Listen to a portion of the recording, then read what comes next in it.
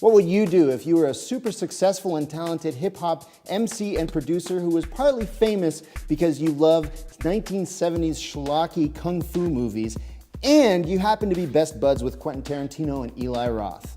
That's right, you would probably write, direct, and star in your very own kung fu movie. And why not? And while it might be easy to just write off The Man with the Iron Fist as the world's most expensive fan film made for $20 million by the RZA, he of the Wu-Tang Clan, the ultra-famous hip-hop group from the 90s, it actually is a little bit better than that. It's definitely planted firmly in homage territory without coming across as too slovenly or amateurish, but if you ask me, its many faults, and there are many, wouldn't seem so offensive if RZA would have just gone a little bit further into campy grindhouse territory, which is obviously where he's getting his inspiration from. I won't even bother trying to explain the plot of this film. Suffice to say that there's a bunch of bad dudes called the Lions, and they fight guys called X-Blade, and an old dirty bastard named Jackknife, played by Russell Crowe, and the hero of the piece, known only as the Blacksmith, played by the RZA himself, who is an ex-American slave with metal hands. He has iron fists. He's the man with the iron fists. And lots of fights break out, usually in Lucy Liu's whorehouse. There's lots of crazy costumes, badass characters with kung fu names, tons of violence and gore, insane weapons, and probably the best soundtrack you're gonna hear all year for a film, made by the RZA himself. The whole thing is a fantastic, lavish, over-the-top spectacle, much like many of the 1970s Shaw Brothers films that it's paying homage to.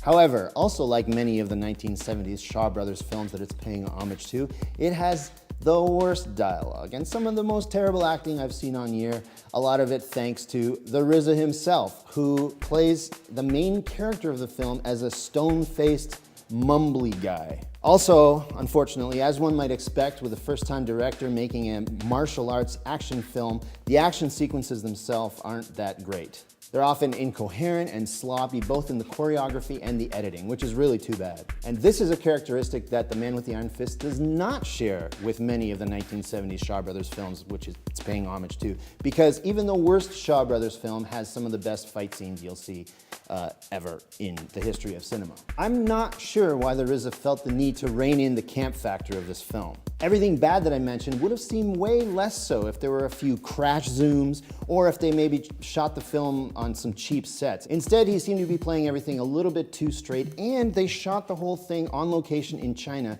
against some pretty impressive backdrops, for which the bad script and acting don't do justice at all. So what should you watch instead of The Man with the Iron Fist this weekend? Well, what you should watch is a classic 1970s Shaw Brothers film, which is something I'm sure you could have predicted me suggesting. Pick any starring Gordon Liu, who actually has a cameo in Iron Fist, but you should probably watch The 36 Chambers of Shaolin, which is a film that the Wu-Tang Clan got direct inspiration from when they were making their early music.